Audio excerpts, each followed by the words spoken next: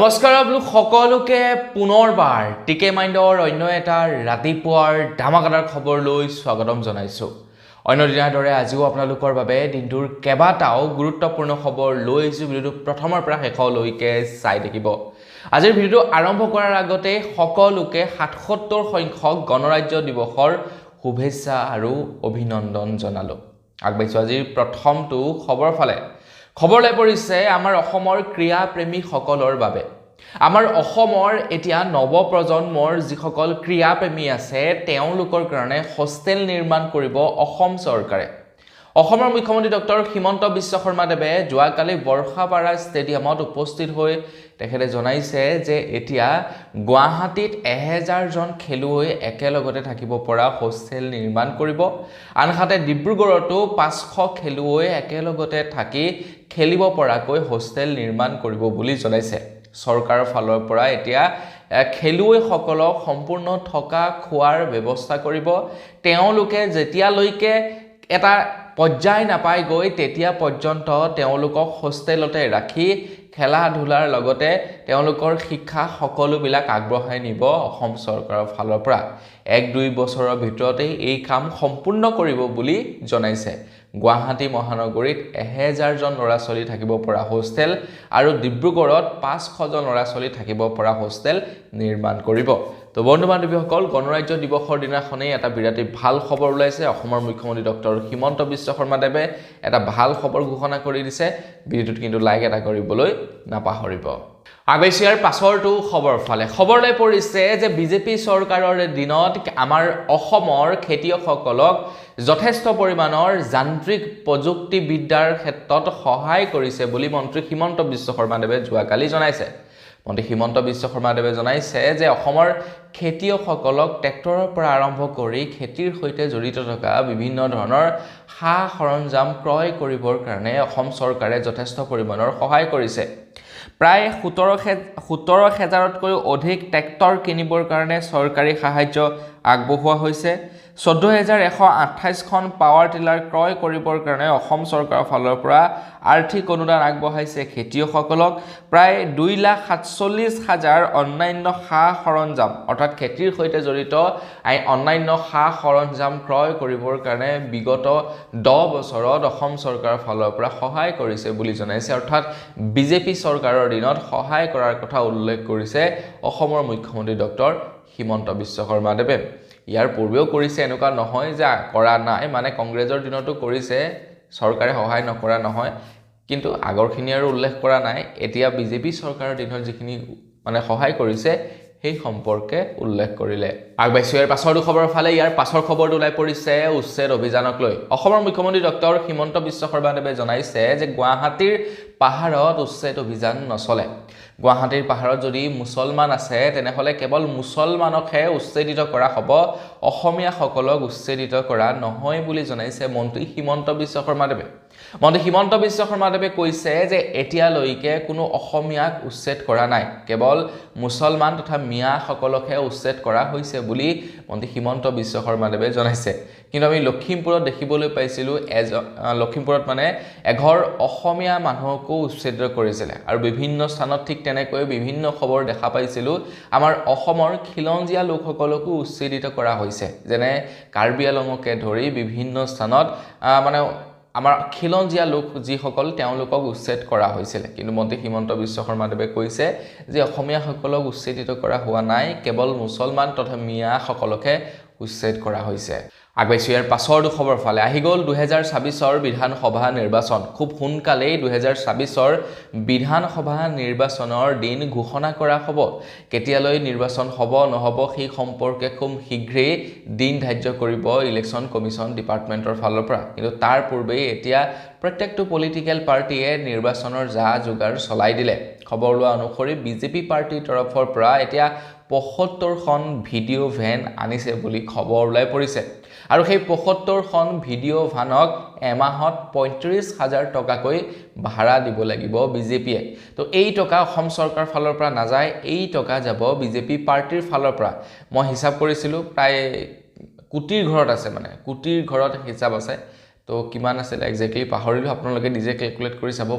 মানে 75খন video' van আনিছে আৰু য'ত প্ৰত্যেক মাহে ৩৫,০০০কৈ মানে ভাড়া দিব লাগিব গতিকে নিৰ্বাচন হোৱালৈকে কোটিৰ ঘৰত খৰচা হ'ব আপোনাৰ বিজেপি পাৰ্টিৰ আগবাইছো ইয়াৰ পাছৰ খবৰৰ ফালে গৌৰৱ গগৈ ডাঙৰীয়াদেৱে অসমৰ মুখ্যমন্ত্ৰী ডক্টৰ হিমন্ত বিশ্ব শৰ্মা দেৱক এজন পাক্কা হিন্দুত্ববাদী মুখ্যমন্ত্ৰী ৰূপে আখ্যা দিছে আসলতে অসমৰ মুখ্যমন্ত্ৰী ডক্টৰ হিমন্ত বিশ্ব শৰ্মা দেৱ বিজেপিলৈ অহাৰ পাছতহে তেখেত এজন পাক্কা হিন্দুত্ববাদী পলিটিচিয়ান হৈছে কিন্তু যেতিয়া তেখেত কংগ্ৰেছত আছিল কংগ্ৰেছত থকাৰ সময়ত তেখেতৰ মাজতো জাতি ধৰ্ম বৰ্ণ এইবিলাক ভেদাভেদ নাছিলে আসলতে পলিটিচিয়ান সকল এনেকুৱাই আজি গৌৰৱ গগৈ কংগ্ৰেছত থকাৰ কাৰণে জাতি ধৰ্ম বৰ্ণ নিৰ্বিশেষে সকলোকে একেলগতে লৈ উন্নয়ন কৰাৰ কথা কয় হয়তো কালিলৈ যদি তেখেত বিজেপিলৈ আহে বিজেপিলৈ অহাৰ পাছতো তেখেতে চাগে সেই মানে আগৰ যিবিলাক তেখেতৰ নীতি আদৰ্শ আছে সেইবিলাক পাহৰি তেখেতে কেৱল এজন পাক্কা হিন্দুত্ববাদী হৈ পৰিব যেনেকৈ নেকি প্ৰাক্তন আসু নেতা শংকৰজ্যোতি বৰুৱাই এটা সময়ত মানে তেখেতে যেতিয়া নেকি কোনো এজন ছাত্ৰ নেতা গৈ বিজেপিত যোগদান কৰিছিলে তেখেতক কটু সমালোচনা কৰিছিলে কিন্তু এতিয়া তেখেতে নিজেই আহি বিজেপিত যোগদান কৰিলে মানে যিসকল নেকি পলিটিচিয়ান সকলৰ তেনেকুৱা ধৰণৰ স্বভাৱ আছে বাৰু হেইটো বাদ দিছো এতিয়া অসমৰ মুখ্যমন্ত্ৰী ডক্টৰ হিমন্ত বিশ্ব শৰ্মা দেৱক পাক্কা হিন্দুত্ববাদী নেতা এই কাৰণে কৈছে কাৰণ অসমৰ মুখ্যমন্ত্ৰী ডক্টৰ হিমন্ত বিশ্ব শৰ্মা দেৱে মুছলমান সকলক লৈ ডাইৰেক্টলি কটু মন্তব্য কৰা দেখিবলৈ পোৱা গৈছে মন্ত্ৰী হিমন্ত বিশ্ব শৰ্মা দেৱে কৈছে যে মিয়াবিলাকক মই দিগদাৰি কৰিয়ে আছো ইয়াত কোনো ধৰণৰ লোকঢাক নাই আৰু কৰিয়ে থাকিম মিয়াবিলাকক নটিচ দি অলপ দিগদাৰি কৰিব লাগিব এছআৰৰ নামত জাননী গৈছে অফিচে ঘূৰিছে অলপ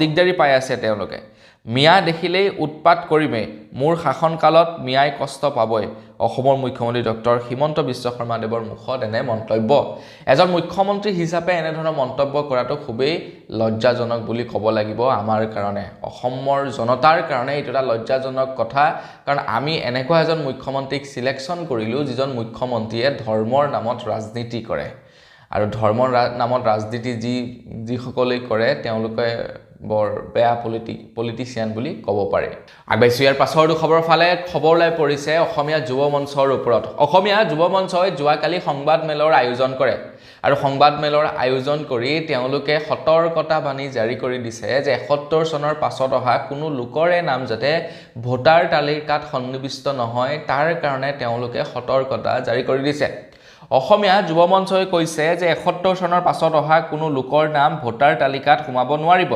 অবৈধ বাংলাদেশীক যিয়ে ৰক্ষণাবেক্ষণ দিব তাৰ বিৰুদ্ধে বিহিত ব্যৱস্থা লোৱা হ'ব ৭০ বছৰে কংগ্ৰেছে আমাৰ কি কৰিলে সেয়া আমি সকলোৱে দেখিছো কংগ্ৰেছৰ শাসনত অবৈধ বাংলাদেশী মিয়াই ভৰি পৰিছে ভোটাৰ তালিকা নিৰ্বাচন আয়োগ অসম চৰকাৰক শুদ্ধ ভোটাৰ তালিকা প্ৰস্তুত কৰিবলৈ আহ্বান অসমীয়া যুৱ মঞ্চৰ নিৰ্বাচন আহি আছে গতিকে নিৰ্বাচনৰ পূৰ্বে ভোটাৰ তালিকাৰ ফাইনেল লিষ্ট জাৰি কৰা হ'ব আৰু সেই লিষ্টত যাতে অবৈধ মুছলমানৰ নাম সন্নিৱিষ্ট নহয় তো তাৰ কাৰণে অনুৰোধ জনাইছে অসমীয়া যুৱ মঞ্চৰ তৰফৰ পৰা বাকি মানে অবৈধ মুছলমানৰ নাম বাংলাদেশীৰ নাম যাতে সন্নিৱিষ্ট নহয় তো তাৰ কাৰণে আৰু নিৰ্দেশনা জাৰি কৰি দিছে বাকি যিসকল নেকি হিন্দু বাংলাদেশী আছে তেওঁলোকক লৈ কোনো ধৰণৰ হয়তো চাগে নিৰ্দেশনা দিয়া হোৱা নাই আগবাইছো ইয়াৰ পাছৰ খবৰ ফালে ইয়াৰ পাছৰ খবৰটো ওলাইছে পাঞ্জাব নেচনেল বেংকৰ ওপৰত খবৰ লৈ পৰিছে ২৬ তাৰিখৰ পৰা ২৭ তাৰিখলৈকে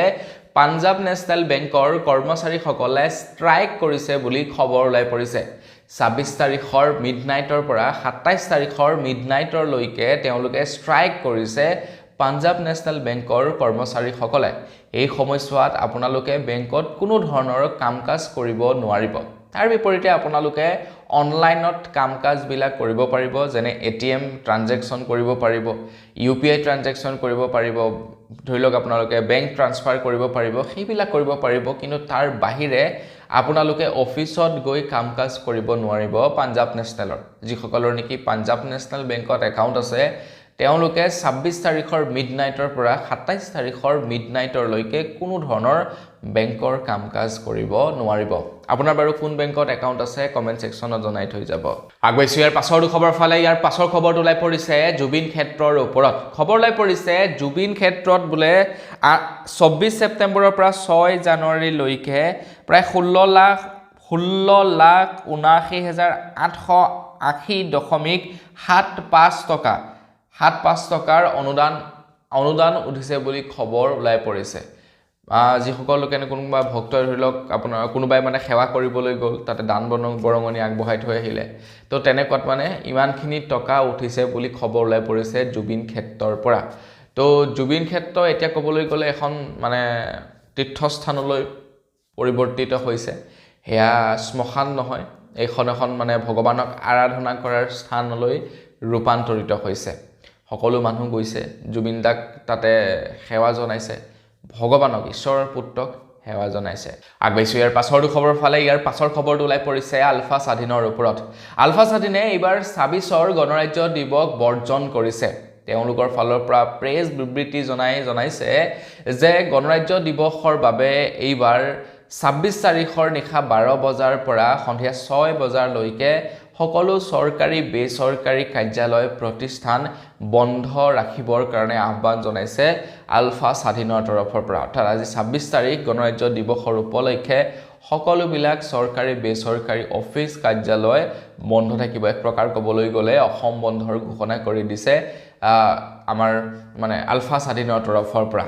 গতিকে আজি পালন কৰিব নে নকৰিব বা চৰকাৰী বন্ধ থাকিব নে নাথাকিব সেয়া আমি আজিৰ দিনত গম পাম। আগবাইছোঁ ইয়াৰ পাছৰ খবৰ ফালে। ইয়াৰ পাছৰ খবৰটো ওলাই পৰিছে চাহ শ্ৰমিকসকলৰ ওপৰত। যোৱাকালিৰে পৰা এটিকলি দুটিপাত যি আঁচনি চাহ শ্ৰমিকসকলৰ কাৰণে, সেই আঁচনিৰ শুভাৰম্ভণি কৰিছে বুলি খবৰ ওলাই পৰিছে। তো এটিকলি দুটিপাতৰ অধীনত 5,000 টকাকৈ লাভ কৰিব চাহ শ্ৰমিকসকলে। প্ৰায় 6 লাখতকৈও অধিক চাহ বাগানৰ শ্ৰমিকে লাভ কৰিবই 5,000 টকাকৈ। প্ৰায় 836খন বাগানৰ চাহ শ্ৰমিকসকলে এই আঁচনিৰ ধন লাভ কৰিব। আৰু যোৱাকালি এটিকলি দুটিপাত আঁচনিৰ শুভাৰম্ভণি কৰে। আপোনালোক যদি চাহ শ্ৰমিক তেনেহ'লে আপোনালোকে সেই আঁচনিৰ ধন পাব নে নাপাব কমেণ্ট ছেকশ্যনত জনাব। কাৰণ এতিয়া গোটেই চাহ শ্ৰমিকসকলক এতিয়াই দি দিয়া হোৱা নাই, পৰ্যায়ক্ৰমে গোটেইবিলাককে দি কমপ্লিট কৰিব, কাৰণ একেদিনাখনেই নিদিয়ে। তো প্ৰত্যেক জেগাতে আপোনাৰ আয়োজন কৰিব মিটিঙৰ, তাৰ পাছত তেওঁলোকক পইচা দিব, কাৰণ এগুলি দুই চিকাৰ, দুইটা কামেই হৈ যাব। তো সেইবাবে একেলগতে গোটেইখিনিক দি নিদিয়ে। আগবাইছোঁ ইয়াৰ পাছৰ খবৰ ফালে। খবৰলৈ পৰিছে কলকাতাৰ পৰা। কলকাতাত বিজেপিৰ মিটিং বন্ধ কৰি বিজেপিৰ মিটিঙৰ ব্যয় বস্তু জ্বলাই দিয়ে তৃণমূল কংগ্ৰেছৰ তৰফৰ পৰা। খবৰলৈ পৰিছে যে তৃণমূল কংগ্ৰেছ আৰু বিজেপিৰ কৰ্মকৰ্তাৰ মাজত হতাহতি হয় এখন বিজেপিৰ মিটিঙত, আৰু তাৰ পাছতেই তৃণমূল কংগ্ৰেছৰ ফালৰ পৰা বিজেপিৰ মিটিঙৰ বয় বস্তু জ্বলাই দিয়ে বুলি খবৰ ওলাই পৰিছে। আৰু এই কাণ্ড হৈছে আপোনাৰ কলকাতাৰ নিৰ্বাচন মানে বৰ লেতেৰা, কি ক'ব, মানে মানুহ চানুহ মাৰপিট হৈ। আমাৰ অসমততো এইবিলাক নহয়, কলকাতাত বৰ বেয়া নিৰ্বাচন। আগবাইছোঁ ইয়াৰ পাছৰ খবৰ ফালে। খবৰলৈ পৰিছে যোৱাকালি গুৱাহাটীত অনুষ্ঠিত হৈছিলে আমাৰ ভাৰত আৰু নিউজিলেণ্ডৰ মাজত T20 এখন মেটচ, আৰু যিখন মেটচত নেকি আমাৰ ভাৰতে জয় লাভ কৰিবলৈ সক্ষম হৈছে। খবৰ লোৱা অনুসৰি যোৱাকালি মেটচখনত 8 উইকেটৰ ব্যৱধানত নিউজিলেণ্ডক হৰুৱাবলৈ সক্ষম হয় আমাৰ ভাৰতে। যোৱাকালি সূৰ্যকুমাৰ যাদৱ, অভিষেক শৰ্মা, ঈশান কিষাণে দুৰ্দান্ত বেটিং পাৰফৰ্মেঞ্চ কৰে বুলি খবৰ ওলাই পৰিছে। মানে খাতৰা খেলে। ৰিয়ান পৰাগে খেলা নাছিলে, স্থান পোৱা নাই এইখন মেটচত খেলিবৰ কাৰণে। বাকী খেল দুৰ্দান্ত হৈছে যোৱাকালি। আগবাইছোঁ ইয়াৰ পাছৰ খবৰ ফালে। ইয়াৰ পাছৰ খবৰটো ওলাই পৰিছে হাজোৰ ৰতনপুৰৰ পৰা। হাজোৰ ৰতনপুৰৰ এজন টমটম চালকে এগৰাকী 3 সন্তানৰ মাতৃক বলপূৰ্বকভাৱে ধৰ্ষণ কৰে, আৰু ধৰ্ষণ কৰি ৰাস্তাৰ কাষত পেলাই থৈ যায় বুলি খবৰ ওলাই পৰিছে। মহিলাগৰাকীয়ে সম্ভৱতঃ ক'ৰবালৈ গৈ আছিলে, তাৰ পাছতেই টমটম চালকজনে কিবাকে মানে সেই মহিলাগৰাকীক তেখেতৰ কবললৈ আনি বলপূৰ্বকভাৱে বাৰে বাৰে ধৰ্ষণ কৰে, আৰু ধৰ্ষণ কৰি ৰাস্তাৰ দাঁতিত পেলাই থৈ যায়।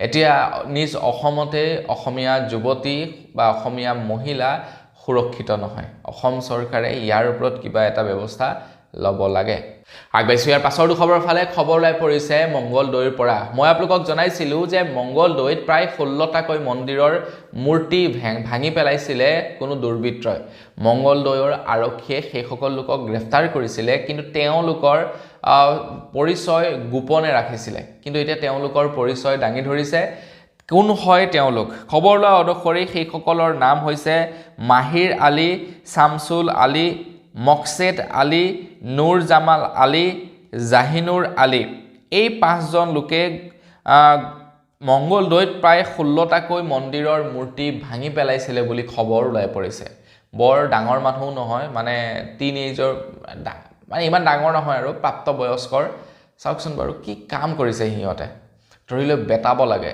একদম গৰু পিটন দিব লাগে তো মানে কি হৈছে এনেকুৱা ধৰণৰ এছাম মানুহ আছে মানে সেই সামৰ মানুহে মানে আপোনাৰ হিন্দু মুছলিমক এক হ'বলৈ নিদিয়ে যেনেকৈ নেকি মুছলমানৰ মাজতো আছে তেনেকুৱা হিন্দুৰ মাজতো এছাম মানুহ আছে হিন্দু মুছলিম এক হ'বলৈ নিদিয়ে আৰু তেওঁলোকৰ কাৰণে পলিটিচিয়ান সকলে বেছিকৈ চান্স পাইছে আগবাইছো ইয়াৰ পাছৰ খবৰ ফালে 14 ফেব্ৰুৱাৰীত আমাৰ অসমলৈ আকৌ এবাৰ আহিব ভাৰতৰ প্ৰধানমন্ত্ৰী নৰেন্দ্ৰ মোদী ডাঙৰীয়া একেটা বছৰতে এতিয়ালৈকে 3বাৰ অহা হ'ব প্ৰধানমন্ত্ৰী ডাঙৰীয়া নিৰ্বাচন যেহেতু আহি আছে গতিকে সঘনে তেওঁলোক যাত্ৰা কৰা দেখিবলৈ পাব তো 14 ফেব্ৰুৱাৰী তাৰিখৰ দিনাখন যে অসমলৈ আহিব অসমলৈ অহাৰ পাছত তেখেতে কেইবাটাও কাৰ্যসূচী হাতত ল'ব বুলি খবৰ ওলাই পৰিছে যেনে প্ৰথমটো হৈছে গুৱাহাটী উত্তৰ গুৱাহাটী সংযোগী কুমাৰ ভাস্কৰ বৰ্মন সেতু উদ্বোধন কৰিব IIM গুৱাহাটী কেম্পাছৰ শুভাৰম্ভণি কৰিব 100খন ইলেক্ট্ৰনিক বাছ মুকলি কৰিব খানাপাৰাত বুথ সন্মিলন মানে সম্বোধিত কৰিব বুলি খবৰ ওলাই পৰিছে 14 ফেব্ৰুৱাৰী অৰ্থাৎ সেইদিনাখনেই আছে শিৱৰাত্ৰি সেইদিনাখনেই তেখেত অসমলৈ আহিব আগবাইছো ইয়াৰ পাছৰ খবৰ ফালে খবৰ লাই পৰিছে গুৱাহাটী আৰু উত্তৰ গুৱাহাটী সংযোগী এখন দলং নিৰ্মাণ কৰিছে 14 ফেব্ৰুৱাৰী তাৰিখৰ দিনাখন ভাৰতৰ প্ৰধানমন্ত্ৰী নৰেন্দ্ৰ মোদী ডাঙৰীয়া আহিব সেই দলংখন উদ্বোধন কৰিবৰ কাৰণে কিন্তু তাৰ পূৰ্বে খবৰ লাই পৰিছে সেই দলঙৰ দাঁতিতে এতিয়া স্থাপন অৰ্থাৎ সেই দলংখন উদ্বোধন কৰাই নাই উদ্বোধন নকৰোতে খবৰ লাই পৰিছে সেই দলংখনৰ এটা মূৰত স্থাপন কৰা হ'ব এখন টোল গেট স্থাপন কৰিব বুলি খবৰ ওলাই পৰিছে এতিয়া অসমৰ মুখ্যমন্ত্ৰী ডক্টৰ হিমন্ত বিশ্ব শৰ্মা দেৱে জনাইছে যে সেই টোল গেটখনত কেৱল বাছ আৰু ট্ৰাকৰহে টোল লোৱা হ'ব বাকি বাইক আৰোহীসকল বাকি যিসকল নেকি লাইট মটৰ ভেহিকেল আছে তেওঁলোকৰ টোল কৰ সংগ্ৰহ নকৰে বুলি জনাইছে বাকি হেভি ভেহিকেলৰহে টোল কৰ সংগ্ৰহ কৰিব বাৰু যিয়ে নহওক হেভি ভেহিকেলৰে কৰক লাইট ভেহিকেলৰে কৰক তো মানে দলংখন উদ্বোধন হোৱাই নাই টোল গেট বহাব বুলি খবৰ ওলালেই আগবাইছো একেবাৰে শেষৰ খবৰ ফালে একেবাৰে শেষৰ খবৰটো ওলাই পৰিছে গুৱাহাটী মহানগৰীৰ পৰা গুৱাহাটী মহানগৰীত যোৱাকালি প্লাষ্টিক বেগৰ ওপৰত অভিযান চলে বুলি খবৰ ওলাই পৰিছে খবৰ লোৱা অনুসৰি যোৱাকালি গুৱাহাটী মহানগৰীত প্লাষ্টিক বেগৰ অভিযান চলে আৰু য'ত নেকি প্ৰায় 16,000 প্লাষ্টিক বেগ জব্দ কৰে অবৈধ প্লাষ্টিক বেগৰ বিৰুদ্ধে অভিযান চলে 3 কোটি টকাৰ সামগ্ৰী জব্দ কৰিছে বুলি খবৰ ওলাই পৰিছে প্লাষ্টিক বেগৰ বিৰুদ্ধে অভিযান চলাই গুৱাহাটীত আৰু য'ত নেকি 3 কোটি টকাৰ মূল্যৰ প্লাষ্টিক বেগ জব্দ কৰিছে তো বন্ধুসকল আজিৰ খবৰ জনাবলগীয়া খবৰ ইমান কেইটা আছিল তো খবৰ কেইটা জানি কেনে পালে কমেন্ট সেকশনত জনাব যদি ভাল লাগিলে লাইক এটা কৰি থৈ যাব চেনেলটো সাবস্ক্ৰাইব কৰা নাই সাবস্ক্ৰাইব কৰি ল'ব পুনৰ এটা লগ পোৱাৰ লগে বিদায় মাগিছো ধন্যবাদ জয় অসম